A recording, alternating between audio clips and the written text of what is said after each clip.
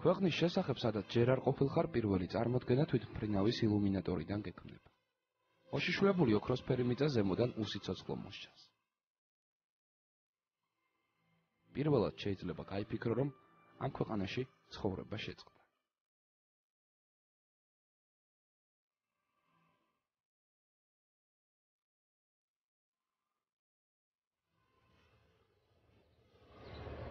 ჩვენი პლანეტის მცხოვრებთა უმეტესობამ ერაყის შესახებ მხოლოდ ტელევიზორიდან იცის. იციან, რომ იქ ომია და ადამიანები იღუპებიან. პირველი განცდა, რაც მგზავრობისას გეუფლება, შიში.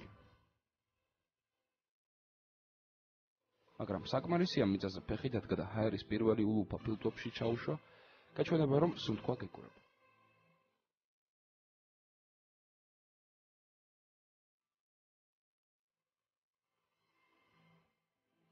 ჰაერი ცხელია და ქვიშის მტვრით გაჯერებული. ამიტომ ერახში ჩასვლისთანავე სიცხესთან ბრძოლას იწყებ.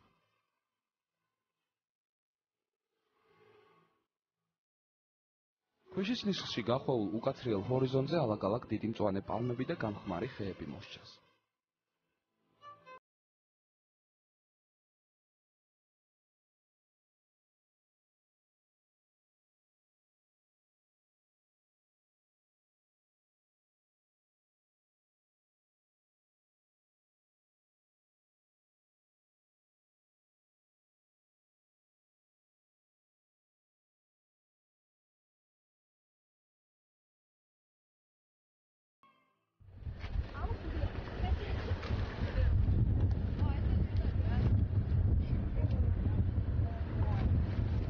არის რამდენიმე აუცილებელი რამ, რაც ერახში ჩასულმა ყველა სამოქალაქო პირმა უნდა გააკეთოს. ჩაიცვას ტყვია გაუმტარი ჟილეტი და თავზე ჩაფხუტი დაიხუროს. თავიდან ეს მოგწონს, მაგრამ 20 წუთის შემდეგ, როცა სიმძიმეს შეუჩვეველი კუნთები ამ აუცილებელ სამხედრო აღჭურვილობას ვეღარ უძლებს, ერთი სული გაქვს კარავში შეხვიდე და ყველაფერი საწოლის თავზე ჩამოგიდო. უსაფრთხოების ინსტრუქტაჟში კიდევ რამდენიმე წესი შედის. არ შეიძლება უცნობ პირთან გამოლაპარაკება, მარტო სიარული და შენი გადაადგილების მარშრუტის შესახებ საქმის კურსში უნდა იყოს შემდგომი პირი. ეს ყველაფერი ბაზის ტერიტორიაზე ხდება, რომელიც თითქოს ყველა მოულოდნელობისაგან არის დაცული.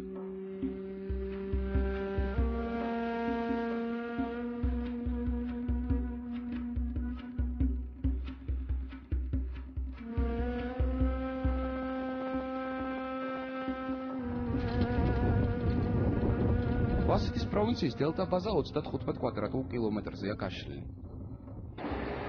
ყველაზე მეტი ქართველი აქ ასრულებს სამხედრო მისიას.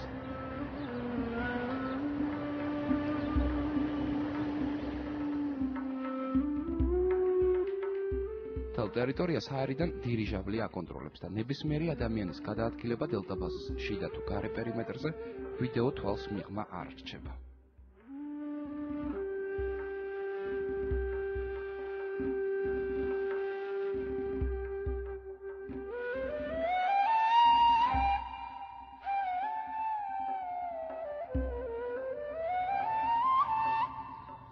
იმის გამო, რომ ბაზა ბევრ სამხედრო საიდუმლოს ინახავს, ყველაფრის გადაღება ნებადართული არ არის. ქართულ ტელეკამერას რამდენიმე კადრი რომ გადაიღო, ამერიკელებთან შეთანხმდა და გადასახები ობიექტების სია წინასწარ გაიძერა.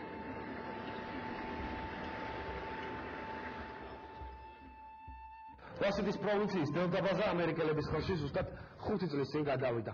ბაზის ტერიტორიიდან 4 კილომეტრით დაშორებული ეს პატარა ნაგებობა, რომელიც თავის დროზე რუსების აშენებულია, 5 წლის წინ სტრატეგიული დანიშნულების ობიექტი იყო. პირველად სწორედ აქ განთავსდნენ ამერიკელი სნაიპერები, რომლებმაც მიზანში ჰუსეინის ჯარისკაცები ამოიღეს. შენობას ბრძოლის კვალი დღემდე ეთყობა.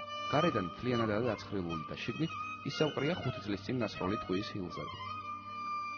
თუმცა ახლა იქ უკვე ქვეწარმავლები ბუდობენ. ფანჯრის იქეთ დელტა ბაზაა, სადაც სადამ ჰუსეინს საკუთარი ჯარები ჰყავდა განლაგებული. ბაზა ამერიკულმა ავიაციამ ჯერ დაბომბა, მერე კი მასზე საარტილერიო იერიში მიიტანა. დელტა ბაზა 80-იან წლებში რუსებმა ააშენეს ირან-ერაყის ომის დროს, როდესაც რუსეთი ერაყს ეხმარებოდა. რუსული კვალი ბაზაზე დღემდე არ წაშლილა. ჰუსეინის შეიარაღების უმეტესობა საბჭოთა წარმოების იყო. ახლა რუსული სამხედრო ტექნიკა ამერიკელებმა ჯართის გროვებად აქციეს.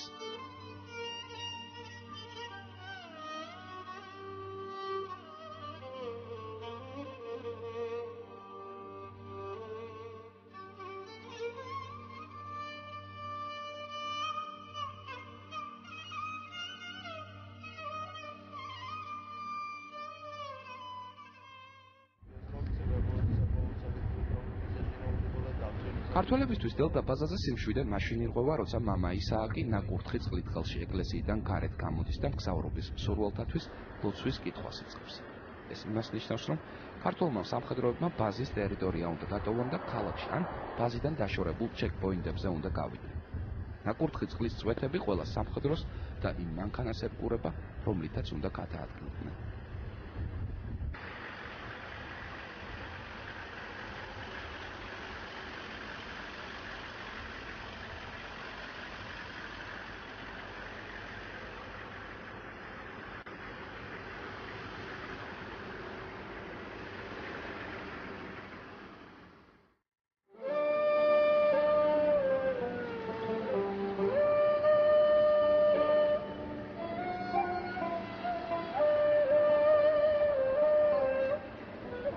ჰამერით მგზავრობა დღეს ერაყში ყველაზე საფრთხილოა, რადგან ტერორისტები ხელნაკეთ დისტანციურ ნაღმებს ანუ აიდებს სწორედ გზებზე დებენ და ტრასაზე მიმავალ კოლონაში, რომელი მანქანაც უნდა იმას აფეთქებენ. გზები კილომეტრების მანძილზე უკაცრიელია. ამფეთქებელი სადღაც ძალიან შორს ის და მერე უბრალოდ ღილაკზე თითს აჭერს. გასასვლელი გზის მარშრუტი და სისუფთავე წინასწარ მოწმდება, ვიდრე კოლონა ბაზის ტერიტორიას დატოვებს, თუმცა შემთხვევები მაინც ხდება. მიუხედავად იმისა, რომ ჰამერი ბრონირებულია, ნაღმის ნამსხვრევები მანქანაში მაინც ახსოვს. კონვოის გადაადგილება სატელიტური ანტენებით მოწმდება. მოძრაობისას ყველა მანქანა ერთმანეთს უკავშირდება, განსაზღვრული სიჩქარით და ერთმანეთთან წინასწარ დადგენილი დისტანციით დადიან.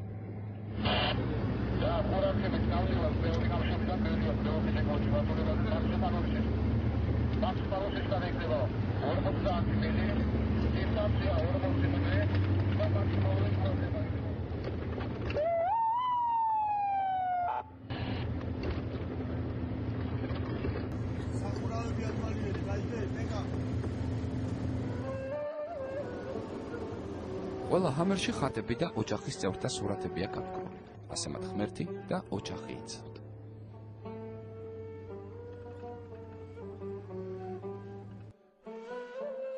როცა კოლონა ქალაქში გადაადგილდება, ირგვლივ ყველა მოძრავი ობიექტი ჩერდება. თუ ქალაქში მოძრავი მანქანა ექსპორტს გზას არ დაუთმობს, პირველად მეტყვიამფრქვევე ცეცხლს ჰაერში გახსნის, შემდეგ კი ობიექტს გაანადგურებს. ეს კოალიციური ძალების დადგენილი წესია, რომელსაც ერაყში ყველა ემორჩილება. სწრაფად მოძრავი ჰამერის ფანჯრიდან ცდილობ ყველაფერს დააკვირდო, განსაკუთრებით გზაში შეხვედრი ხალხის ემოციებს.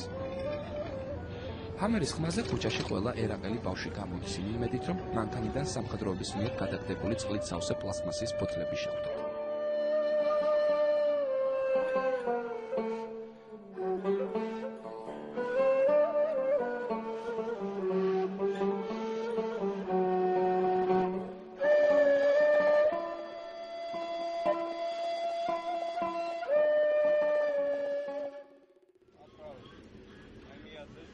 ქართველები წესრიგს მთელ ვასიტის პროვინციაში ამყარებენ. ვასიტი მილიონიანი დასახლებაა. კოლონა მეოთხე საპატრულო ბაზასთან შეჩერდა. ჩვენი ყურადღება კედელზე ერთმა სიფრიფანა ფურცელმა მიიქცია. მინი ზოოპარკის შექმნის იდეა საქართველოდან ერაყში წაყვანილმა ვარიამ წარმოშვა. მერე გადახურულ სივრცეში, სადაც ხორბალი და ქერი უხვად იყო, ადგილობრივი იხვები, ციცრები და მტრედები მოფრინდნენ. ახლა აქ ფრინველები სწრაფად მრავლდებიან.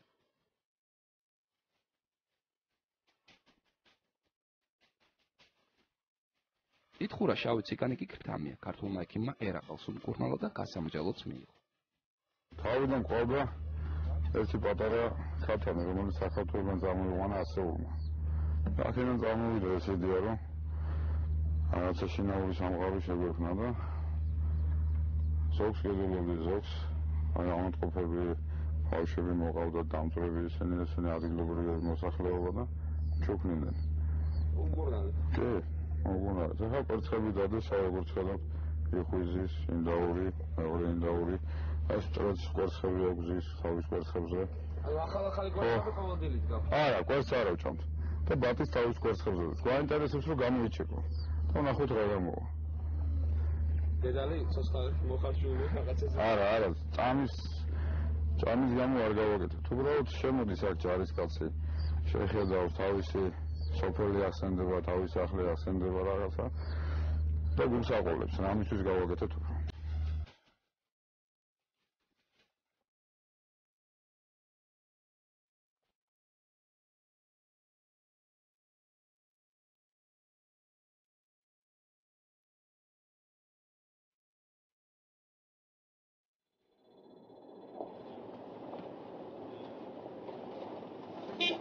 ტერორისტს ვერც ასაკით ამოიცნობ, ვერც სქესით და ვერც სახეს გამომეტყველებით.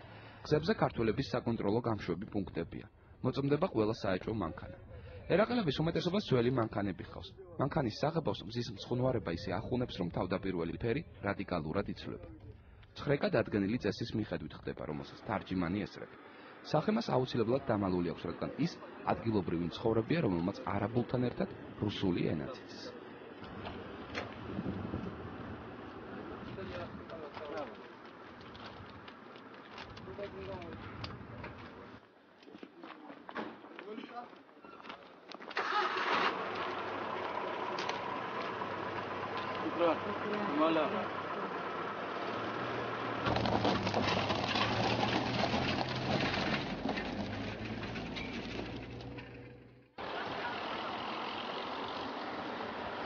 ერაყში მთავარი პრობლემა იარაღის კონტრაბანდა. იარაღი აქ ძირითადად ირანიდან შემოდის.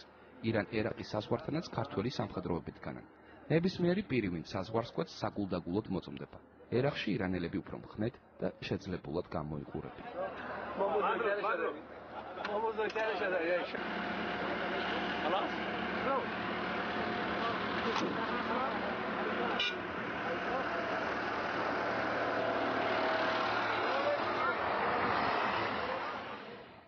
კონტრაბანდა ძირითადად არის იარაღის კონტრაბანდა, საფეთქებელი ნივთიერებების კონტრაბანდა, რომელსაც შემდეგში ტერორისტები იყენებენ ასაფეთქებლად კოალიციური ძალების, რაც საკმაოდ ხშირად ხდება ხოლმე. კონტრაბანდის ძირითადი გზა არის ირანიდან შემოდის, უნდა გაიაროს ვასიტის პროვინციაზე და მოხვდეს ბაღდადში.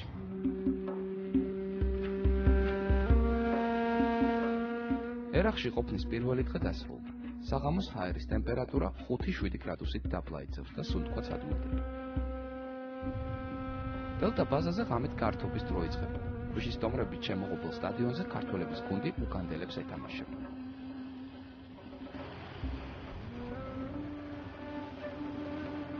ბაზაზე ქართული შეძახილები ისმის. უგანდელებისაც. უბრალოდ მათ შინაარს ჩვენ ვერ ვიგებთ. მაგრამ ყველაზე ხმაურიანი მაინც გენერატორია, რომელიც ირგვლივ ყველაფერს აფრთხუიანებს.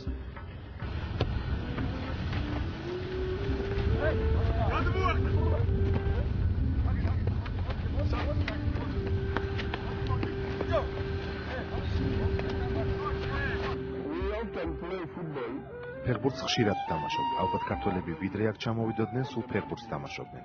კარგად გამოსდით, მათთან თითქმის სულ ვაგებთ. ისე კოალიციურ ძალებში მყოფ ყველა ქვეყანას თავისი ნაკრები ყავს და ფეხბურთში ჩემპიონატებს ვატარებთ. ფეხბურთის დროს გასულსავ და ჯარის დროს ქვეყანასთან ჩემპიონატებს ვატარებთ.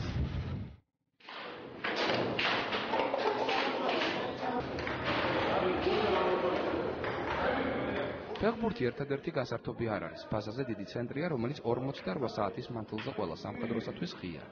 აქ ყველა სახის სამაგიდო თამაშებია.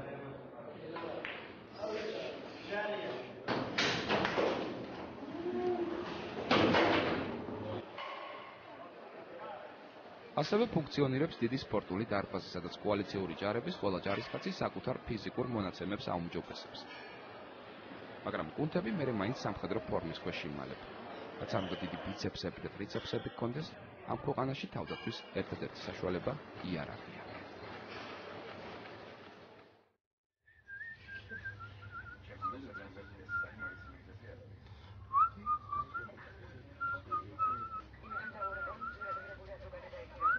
გართობა საღამოს კარავშიც გრძელდება. ტელევიზორი ქართულ არხებს უჩვენებს. საქართველოს მთავრობის განცხადება სამშობლო ქალაქის კენაში. საქართველოში კარავში უფრო ქართულად ერთობიან ბანკოთი და დომინოთი. საღამო ერთ ის დროა, როდესაც ადამიანს სენტიმენტალური განწყობა ეწარება. ყველა იქ მყოფ ქართულ ჯარისკაცს სურს, რომ ცოტა ხნით მაინც დაფიქსირდეს კადრში. უნდაც საქართველოში მათი ახლობლები დარწმუნდნენ, რომ კარგად არიან. ეს არის 20 მაისი, ჩემი შვილის დაბადების დღე. ეს უკვე მეორე წელია, რაც დაბადების დღეს უჩემოდ ხდება ჩემი შვილი და მინდა რომ ეს ტრადიციად არ დადგეს და ამის მერე ყოველ დაბადების დღეზე მინდა რომ ჩემ გვერდზე მყავდეს. აი ეს არის ჩემი შვილი, ჩემი გოგო ნოვის დაბადების დღეს არის დღეს და მე მინდა აქედან მიულოცო დაბადების დღე. ერაში რო წამოვიდი დავტოვე ერთი გოგო, რომელიც ძალიან მიყვარს. მინდა მას აქედან უთხრა, ძალიან მიყვარს და ძალიან მენატრება და სუმაზე ფიქრობ. სუმას ველაპარაკები, სუმას ველაკავ და მინდა ის ჩემი მეუღლე გახდეს, რო ჩავალ ჩასვთანავი და აქედან გადავცემ, არაფერი მიჭის, კარგად ავალ. წნარად და სულ შემდეგ ფიქრობ ისე და ისე. აქ რომ ვარ ერახში, ვიცი ყველაზე უფრო დედას ვენატრები და ჯავრობს. მეც ვენატრება დედა და აქედან მინდა უთხრა, მეშინია დე.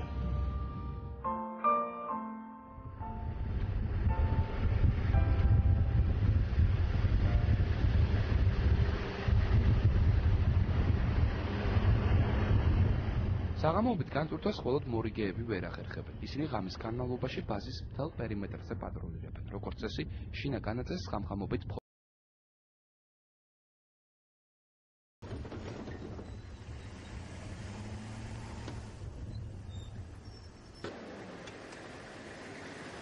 კიდევ ერთი კალენდარული დღე დასრულდა. ახალი დღისა და ახალი სამხედრო ამოცანებისათვის დილით ყველა მზად უნდა იყოს.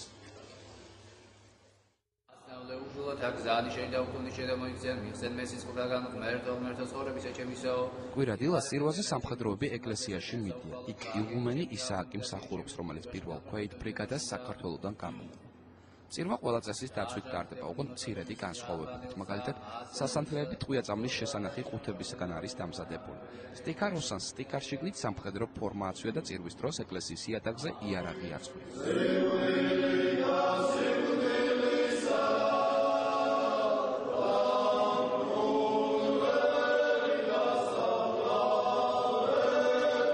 თავის დროზე ეკლესიისათვის გამოყოფილი შენობა დელტა ბაზაზე ალბათ სხვა ფუნქციას ასრულებდა. ის ბეტონის ფილებისგანაა აშენებული და სარკმლები ქვიშის სტომრებით აქვს დაფარული.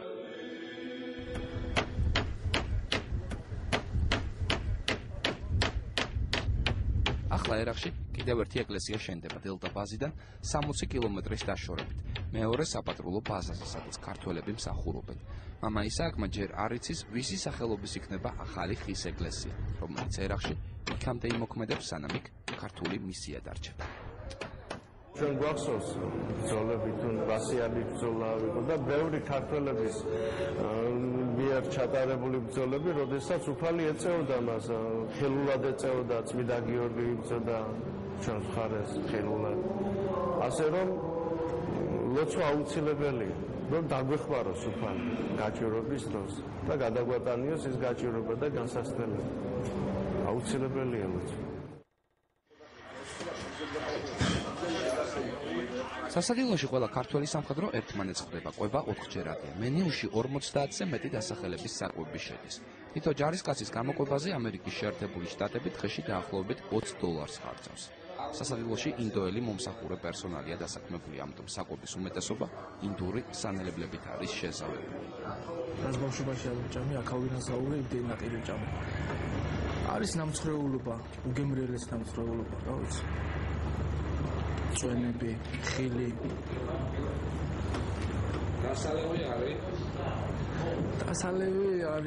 დასალევი არ არის, მაგრამ არის უგრადუსო ლუდია და არის შეშემთხვევაში რომ სწავლთქონე რა, რომ ლუდის გემო არ დაგოვიწეს. და ასე რა. განსაკუთრებით მენატრება ცხელი ყველი და პური. დედას გამომცხარი ცხელი ყველი და პური. აქეთ ვიცა მოვიკითხე მოვიდე ჩემთან. სადილის შემდეგ სიმიკის ჯგუფის უფრო შტაბიდან ახალი დავალება მისცეს. ქართველებს უნდა მოენახულებინათ ბაზიდან 70 კილომეტრზე დაშორებული ვასიტის პროვინციის ერთ-ერთი ყველაზე გაჭირვებული სოფელი. ჯგუფის წევრებს იქ წყალი და პროდუქტები უნდა ჩაეტანათ და მოსახლეობა მედიკამენტებით მოიმარაგებინათ. ამ შემთხვევამ გადამღებ ჯგუფს საშუალება მისცა ერაყელ ხალხთან ძალიან ახლოს მისულიყო.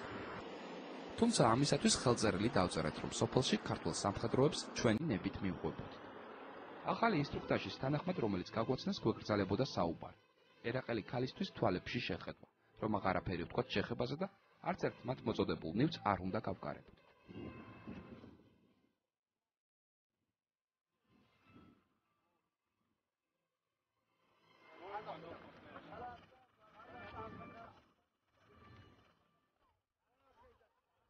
კამერების გამოჩენაზე მთელი სოფელი განურჩევლად ასაკისა სოფლის ცენტრში შეიკრიბა.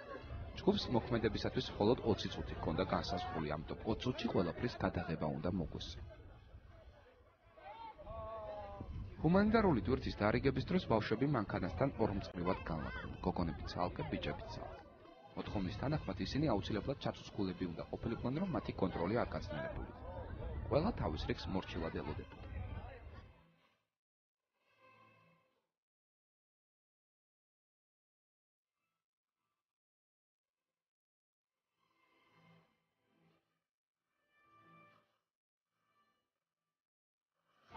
ტელეკამერის ობიექტივი სრული სიმძაფრით ვერ გადმოსცემს იმ რეალობას, რაც დღეს ერაყში ხდება. შიმშილი, უწყლობა, ავადმყოფობა და ომი.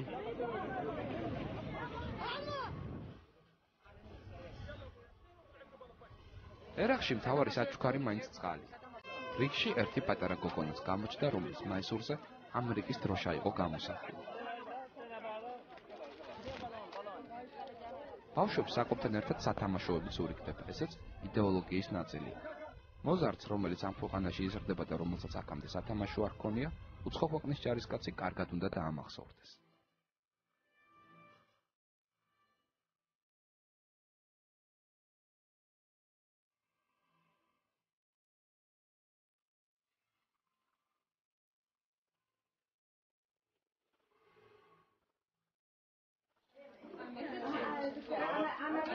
საკვების დარიგების პარალელურად სოფლის შეიხის სახლში სამედიცინო შემოწმება მიმდინარეობდა.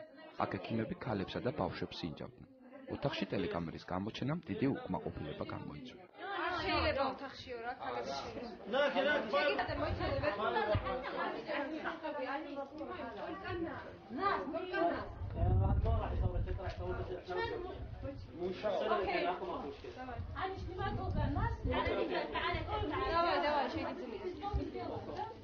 მაგრამ იმის შეშით, რომ ექიმები არ განაწყენებულიყვნენ, გადაღების ნებართვა მაინც მიგვწეს.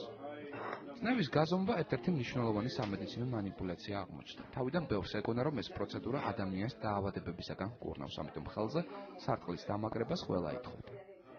ამ ქვეყნის მთავარი დაავადება მაინც გაუწყლოვებაა, რომელიც წყლის ბუნებრივ დეფიციტთან ერთად დიზინტერიითაც არის გამოწვეული.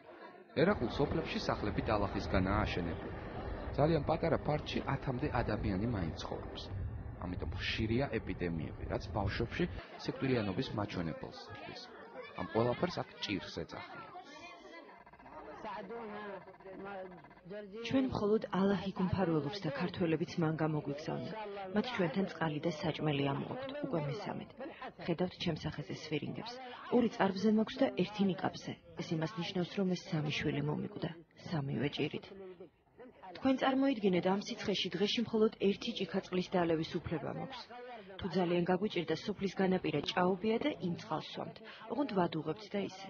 ჩვენი მსხვრებიც იმ ჭაობიდან სვამენ. ჭირის გარდა ბავშვები აქ დიდების შურისძიების მთავარი ობიექტებიც არიან.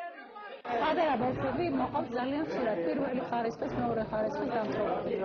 ეს ხდება ბუღარე წყლით. მრავალწლიანობაა ოჯახში, ყავთ ბევრი ცოლი და ერთმანეთს რო ვერ ურიგდებიან ეს ცოლი, სწორენ ერთმანეთს ბავშვებს.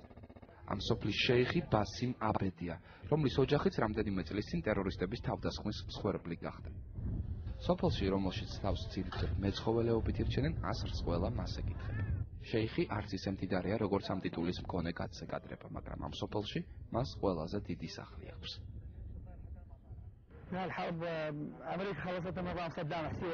ახლა ერაყში ომი აღარ არის და არც ყოფილა. ეს არის და იყო ტერორისტებთან ბრძოლა. ჰუსეინი დიქტატორი იყო და ის ალაჰმა საკათრისად დასაჯა. რამდენიმე წლის წინ ჩვენი სოფელი მისმა ხალხმა დაბომბა. პირადად ჩემი სახლი. ამ დროს ცოლი და მცირეწლოვანი გოგონა დამეჭრა. საბედნიეროდ დღეს ორივე ცოცხალია.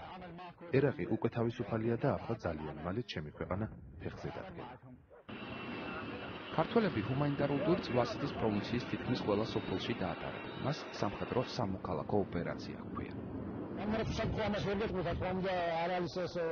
ველად გამოსასვლელი, მაგრამ ეს აუცილებელია იმისათვის, რომ ჩვენი ხალხი, ჩვენი პირადი შემადგენლობა განლაგებულია ჩეკპოინტების მიმდებარე სოფლებთან ახლოს და ეს აუცილებელია საზოგადოება ხალხის სოფელი ახლოს იყოს ჩეკპოინტებთან და ურთიერთობა ჰქონდეთ კარგი.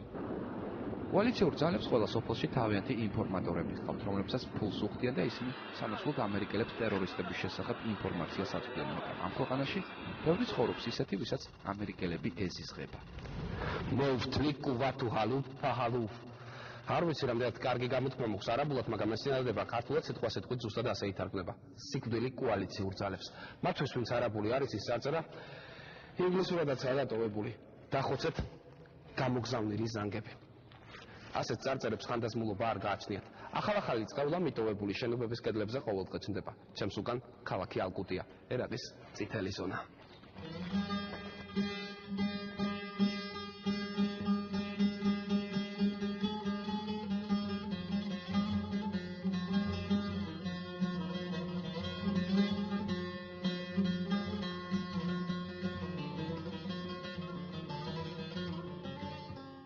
ქალაქ ალკუტის გადაღება მხოლოდ შორიდან მოახერხეთ, იქ ძირითადად შიიტები ცხოვრობენ, რომელთა ლიდერი მუქტადა ალ-სადრია. სწორედ მისი მითითებით აქტიურდებიან ვასიტის პროვინციაში ტერორისტები. ტერაქტები ერაყში სეზონური ხასიათისაა, მაშინ როდესაც რელიგიური დღესასწაულებია და ლიდერები სხვადასხვა პოლიტიკური გადაწყვეტილებების გამო ნაწყენდებიან. არის მომენტები, როდესაც ყველაფერს ვერ გაითვალისწინებ, მოწინააღმდეგე ავითარებს თავის ტექნოლოგიებს, აქედან გამომდინარე ძნელია ყველა პირობის გათვალისწინება, ამიტომ შესაძლებელი არის თავდასხმა ის მოხდეს ისეთ შემთხვევაში, როდესაც მას არ ელოდები. თბილისში მეორე დღეს გამთენიისას დილის 7 საათზე მოვფრინავდით. წინადღით საღამოს ბაზაზე ერთი კაცი გაგვაცნეს, რომელმაც დამტვრეული რუსულით გითხრა, რომ მას ქართულად გივი ერქვა და გვარად ხოხაშვილი იყო. რუსული ენა ოდესაში ჰქონდა ნასწავლი. მისი მონაყოლიდან შევიტყვეთ, რომ მე-17 საუკუნეში მისი დიდი ბაბუის, ალბათ დიდი ბაბუა, 12 წლის ასაკში საქართველოდან თურქებს მოუტაცია და ტყვედ გაუყიდია. მერე ეს ბაბუა მამელუქი გამხდარა და მისთვის იბრაჰიმი დაორქმევია. ის რომ გვარად ხოხაშვილი. მისი წინაპრები ცხოვრობდნენ საქართველოში, სადღაც ზღვასთან ახლოს. ქალს კი, რომლისთვისაც შვილი წაურთმევიათ, ზეხარქმევია. Я родился здесь. Я люблю грузин. Я очень люблю. Но тоже люблю араб. Это правда.